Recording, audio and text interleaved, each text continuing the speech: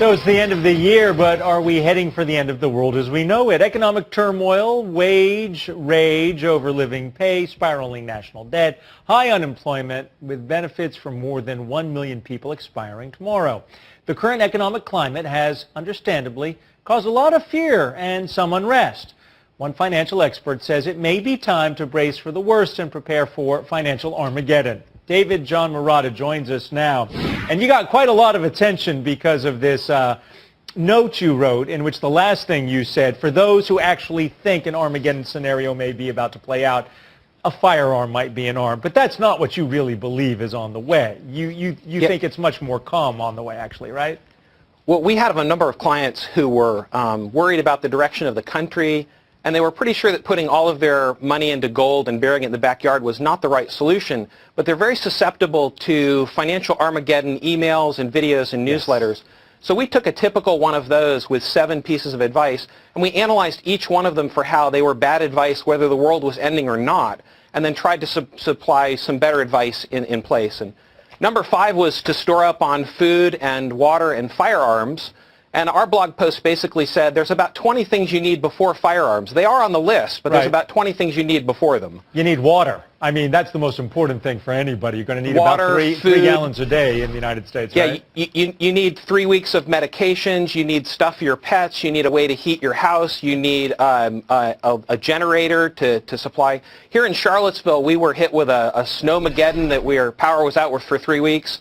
We had a microburst that laid down all the trees like a bomb had gone off in the middle of the town. Right. And then we had an earthquake that rang the entire East Coast and destroyed one of our staff members' house at the epicenter. So there's a lot of things that you need an emergency pack for. And a firearm is on the list. We have deer in our backyard every day. So you can always eat if you have a firearm, and so it's always a good idea. Let's talk about the financial realities of what's really at the heart of this. Is some people are afraid. There's always people who are predicting the end is nigh.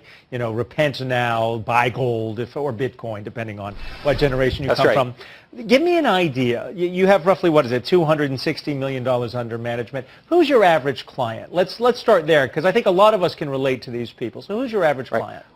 Our average client is, we have about 40% small business owners. Okay. And last year they had a target painted on their forehead for a tax hike.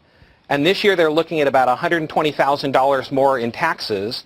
And we talk a lot about trickle-down economics, but we never talk about trickle-down taxation.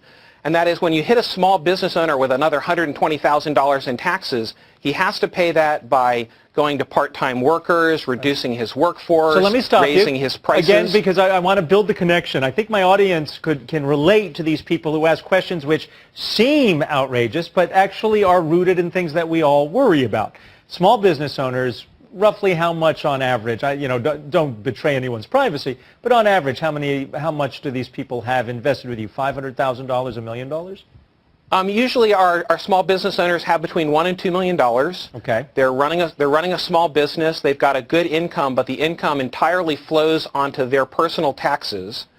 And so we have the highest corporate tax rate in the world now, and we've just raised it up more than that so that most of these people have about a 50% tax rate. These are the people who get hit because when you talk about the highest corporate tax rate, what one group of people will say is, but all kinds of businesses figure out how to get around them. Well, yes, the gigantic corporations do figure out how to get around them.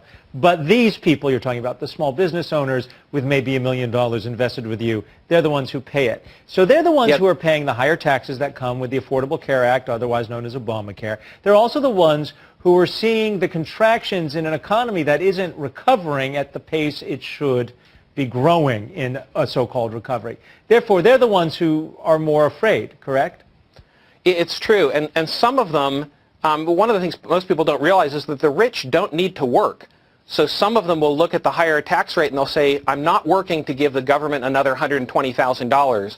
I'm more than generous with the charities that I support and the people that I employ, but I'm not working for the government. I don't need to work, and so I could retire anytime I want. And so we've had a number of small business owners just say, I'm going to go John Galt and retire and let the country go.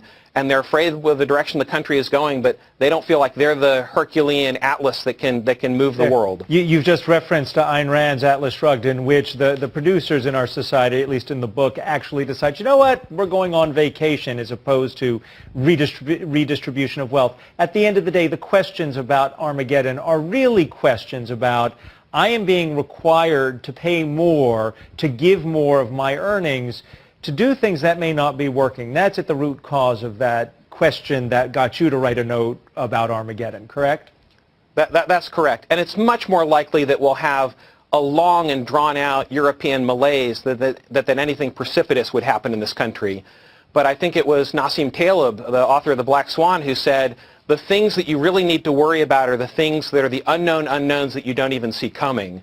And so that's what's on most people's minds, is these unintended consequences about the disincentives to produce in the country are producing in fragile systems, and we need in fragile systems, systems that are able to have the right feedback. And I think it was one of the things that you need to do is to have the people who pay, the people who benefit, and the people who decide if a service is given all be the same person. Well, I never thought in 5 minutes we could answer the question, who is John Galt? But David John Marotta, thank you very much for helping us, one, understand what was a serious response to what a lot of people think might be an outrageous question about Armageddon, but is reality. Thank you very much for having me. Rooted at the fear of what happens with this economy.